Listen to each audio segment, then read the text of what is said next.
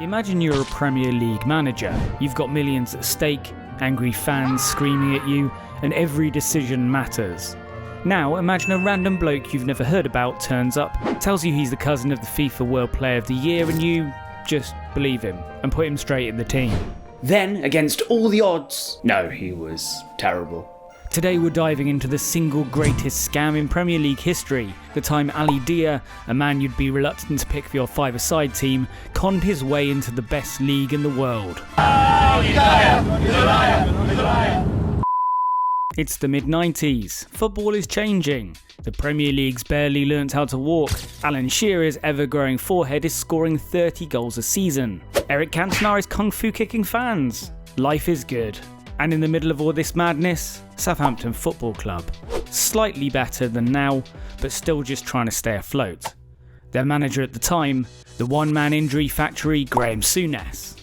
Now, Souness was known for being a hard man. Think scary dad energy, but with shin pads. If you lost the ball under him, you weren't getting an angry look, you were getting 2 feet to the back of your legs in training. But even the toughest managers have blind spots. Especially when they get a very interesting phone call in the days before spam was flagged on your phone. Right, it's a great story and it's a funny story. One day, Souness's office phone rings. On the line, a very serious sounding man claiming to be, wait for it, Good morning, sir. Sorry to trouble you. FIFA World Footballer of the Year, George Weah. Yes, that George Weah. The man so good at football he later became the actual president of Liberia. George Weah, supposedly, tells Souness, listen, I've got this cousin, Ali Dia. He's incredible. Played for PSG, played for Senegal. You have to sign him before somebody else does. But, you know, sounding more like George Weah and less like a man from Middle England. No scouting reports, no video highlights, just pure vibes. And somehow Souness, a man who once punched a teammate for misplacing a pass, says, uncharacteristically laid back, yeah, seems legit, bring him in. Dia turns up to Southampton's training ground, and here's the thing, he wasn't completely shit. Fair, he didn't look like Messi, but he could kick a ball without falling over, which apparently was enough for Souness to say, you're playing against Leeds tomorrow. Seems ridiculous. Before you remember, this was Southampton.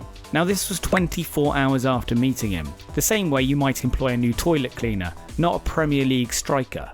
I actually thought that he'd won a competition to come and train with us. 23rd of November 1996. Southampton versus Leeds United, an actual Premier League game. Ali Dia, shirt tucked in, shin pads taped, dreams in his eyes, is sitting on the bench. Then disaster strikes. Matt Le Tissier, Southampton's best player, part-time magician and now current crazy person, gets injured. Souness looks at the bench. He has options, pros, people he's paid actual real money for, and he thinks, yeah, just chuck on that guy we met yesterday. Ali Dia strips off, sprints onto the pitch, and the crowd roars. They're thinking, who is this mysterious wonder kid? What will he do? Will he be the next big thing? Well, about that. He didn't do well today, he didn't get a kick in the ball, but from the very first touch it became clear. Something was horribly wrong. Dia was running around, in the words of Matt Le Tissier. It's like Bambi on ice. So Dia was running around like a deer. His passes went straight out for throw-ins, his dribbles ended up with him tripping over his own legs, his shots were more of a threat to the crowd than goalkeepers. The Southampton players started looking around like, is someone having us on? Even the fans could tell something was off. After just 53 minutes, and probably several existential crises, Souness had seen enough. He dragged Ali Dia back off the pitch and replaced him. No injury, no tactical reason, no time wasting, just pure damage limitation. Now you might be thinking, surely they sat him down after the game, had a serious chat, maybe he apologised. Sorry to trouble you. Maybe they gave him a second chance. Nope. Ali Dia just vanished. Poof. Just like Dele Alli's potential. Turns out, after one night at the club's hotel, Ali Dia checked out the next morning, tried to come into training on Sunday, which was a day off, and then disappeared into history. He racked up apparently the biggest hotel bill in the history of Southampton. And then done one. So let's run down Ali Dia's Premier League career statistics. Appearances, 1 as a sub, and then subbed back off afterwards. Minutes played, 53. Goals scored, 0. Assists, 0. Dribbles completed, 0.